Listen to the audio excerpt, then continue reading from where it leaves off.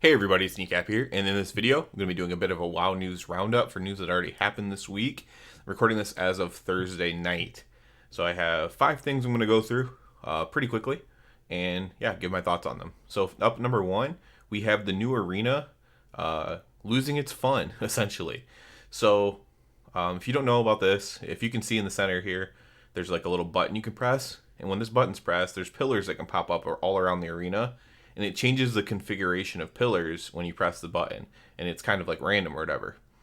A lot of heavy PvPers complained about this because it just was screwing up what they wanted it to do, and the reality is they have these setups memorized that they, do over and over again. They don't like randomness. They don't like whatever. Like everyone, the PvP players kind of meme on PvE saying it's scripted, but here was a way to take script out of PvP even more, and they hated it, so they're actually getting rid of it.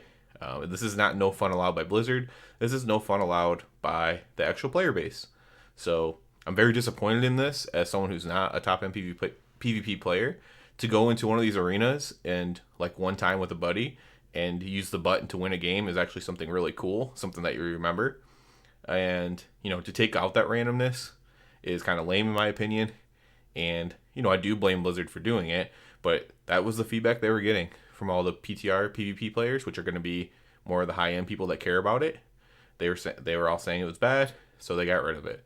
Very disappointed by this. This is why I don't do PvP, frankly. So it's no fun allowed. It's play the meta, do the setups. We're going to keep the meta very strong and the setups very strong, and crowd control is going to get stronger and stronger each expansion, and it's just not fun to play. So, more no fun. Let's move on. Next up, we have the Shrouded plus Mythic plus affix with some little Dratnos clips mixed in here. So, Shrouded is a new affix. Essentially, it's kind of like encrypted in a way. So, there'll be mobs in the dungeon that have a buff on them that is shrouded, and then when you kill them, you're going to get a stat. You choose a stat at the beginning of the dungeon. So at the very beginning of the dungeon, there will be a broker, like right there at the start, clear to see. And you'll click on them, and you'll choose whether you want 2% crit per kill of the Dreadlords, 2% haste, 2% verse, or 69 mastery. So this is going to have to be like mathed out for each spec or whatever to see if 69 mastery is good for you or not. Better than 2% haste. For Ret, I think it's either going to be haste or mastery, and it'll depend on, if it's how much haste it is, how many more procs that gives you of your tier set bonus and stuff like that. We'll see. I also just haven't done any math on the 69 mastery. I'm sure somebody already has. You can probably just look in the Ret Discord. But 69 mastery for that bounty. They're called bounties, and you get them when you kill the Dreadlords once again. So fighting the Dreadlords. So this clip is actually somewhat useful here, if you can see it. So if you can see here, there's this first pack that they're going to pull. They probably pull more than one maybe, but the third one here on the right side is darker colored, more of a black aura around it. That's going to be the Dreadlord that they pull. So that's basically how you find them. So you pull one of these packs, and then it'll most likely turn into an infiltrator. There is one other type of mob, in one per dungeon as of right now, but the infiltrators, the regular Dreadlords, as of now, do not have very much health or anything. You can kind of just cleave them down. They also don't have very hard mechanics to do it at all. So these are kind of just free buffs right now. We'll see if they give them more health or more abilities or whatever. But right now, they're actually kind of weak. The bigger one is a lot stronger. So you'll get your bounty that you collected, that you chose at the beginning, the stat buff that you chose at the beginning. But once per dungeon, it'll turn into Zolgamux or Zolgamax or something. This has more health and he's harder to deal with, has more abilities. Notably, Hypnosis Bat, which is kind of interesting. A bat basically doesn't mind control you because you still have control over your character. But what happens is you become targetable by your allies, and you can target your allies. So you have to make sure that first of all, your allies don't kill you. You also have to make sure that you don't cleave down your allies, right? So this is a little bit of a interesting thing to deal with. There's also a blood barrier that looks like a shield that you have to pop really quickly. So when you see, when you pull a pack and it turns into Zolgamax, you kind of want to just be ready to nuke Zolgamax down, and especially have something to break through the blood barrier. Kind of think it works a little bit differently, but kind of think of Hakar and the other side, how it has a blood barrier. This is just a thing showing the hypnosis bat, hypnotizes a player, and yeah. And so that's basically how it is right now. Kind of easy, but it kind of goes along with I think how they want to do season 4, where you're just getting, you're just having fun and getting gear essentially. So you get 3 stacks of bounty from the big one, so 6%, or what would that be? 207 mastery for killing the big one. So you want to pull as many of these as you want. If you want stats, you can also skip through them technically if you don't care about the stats, and try to finish the dungeon quicker, because you can kind of see which ones they are in the dungeon. So it is possible to skip around them. It's not hard. Just like you can skip around encrypted as well. So it's very similar to encrypted, except for it seems to be a bit easier. So there's that. So I'm looking forward to seeing more from this. I suspect they might get buffed a little bit, the infiltrators. The next thing I want to talk about was this Windrunner family tribute Easter egg patch 9.2.5. So the Lost Codex, I don't know who they are, but let's see what this takes us. That's just their Twitter. So the Lost Codex lore channel, cool. So subscribe to Lost Codex. So the Lost Codex found this little Easter egg inside of the Ghostlands, I think. Yeah, it is the Ghostlands. Windrunner Spire in the Ghostlands.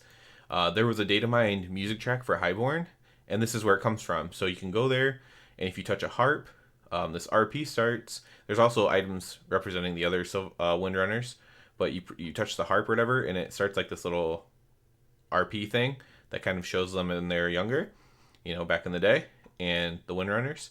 And it's kind of cool. So the reason why I'm even talking about this, because I love this kind of world building stuff in the game. I always say for more of this, because this is the kind of thing that made me, kind of fall in love with World of Warcraft back in the day. And I love seeing more of this stuff. Add more of this stuff everywhere. I want to see. I always talk about the Sully Blue quest line for dwarves or for the Alliance or whatever. And this is the kind of stuff I want to see, right? More of this. I'm not going to talk a lot about it, but this is what I want to see more of in the game. Makes the world feel more real. A little thing here. So in Oribos, there's 3 portals added. Exotic portal broker here. And the portals take you to Gorgon, Karazhan, and Mechagon. Notably, the places you need to go for the new dungeons. For Grimrail and... I can't remember what the other dungeon is. Iron Docks, Gorgon, Karazhan, Upper Lower, Mechagon, Upper Lower, 1, 2, whatever. So these 3 portals are newly added. This is kind of probably pretty obvious thing that they should have done, but they did do it. So good thing that's there. Because some people might have been wondering, how the hell am I going to get to Gorgon? I agree. And then just to go over this again, we have the dungeon rotation for next thing that a lot of people are angry about, but it's whatever to me. You have Talzavesh Mega Dungeon, both, Karazhan, both, Mechagon, both, then Iron Docks, Grimrail Depot. These 2 were voted on by the player base. So yeah, portals, if you're wondering how the hell you're going to get there quickly for your Mythic Plus, just take the portal. Pretty cool. If these portals actually remain, it's also kind of a cool way to get around. If you need to go to any of those places and you can get to Oribos quickly, you can just, go to those places. Oh, it would make sense if they actually closed off Oribos after we go back to the land of the living, but they probably won't. And then lastly, we're going to just talk about the Fated Raid loot and how Fated Raids work, kind of. So every week, there's going to be a new raid that has an affix on it, and that's what the Season 4 is. So you want to complete that raid, or as much of that raid as you can, when it's that week is up. So in this picture, Castle Nathria is activated with Fated, and you would go in there, and you would have the affix or whatever. You can't test that out yet. You go in there, and you do that, and then you get... the higher eye level loot. So like if you did Sanctum or Sepulture, it would be normal. But if you went into Castle Nathria, you would have the higher item level stuff. And then they have the breakdown of the item level here, Raid Finder, so they're comparing it to Sepulture to see how much the increase is. So Raid Finder is 239, 246, depending on we'll just talk about the last bosses. So the last bosses are the highest eye level. 246 up to 272, so kind of a normal gain there in a way. Normal is 259 to 285, so normal Fated will drop Mythic current Sepulture loot. Heroic 272 to 297, and then Mythic 285 up to 211. So I think that's 26 there. So that's how that's going to work. So your highest eye level stuff that you can have, besides probably your legendaries, which I imagine will upgrade again, and hopefully in an easy way, will be 311. So you might be item level, if you do the highest end content, you might be anywhere from like 308 to 312, 314, something like that, at the end of this patch and going into Dragonflight. So that's what you can expect there. So yeah, just wanted to catch up on some of the news. It's hard for me to do videos really with raid nights and stuff like that. So this is kind of what has come out in the past few days. Nothing huge, but I kind of liked seeing how the Mythic Plus affix worked, and I loved this Easter egg here in the Ghostlands too. So I wanted to talk about that. Very disappointed by the PvP thing. So yeah, that's it for this one, guys. As always, I do ask you to please subscribe to the channel. It helps me out so much. And other than that, everybody, have a good one.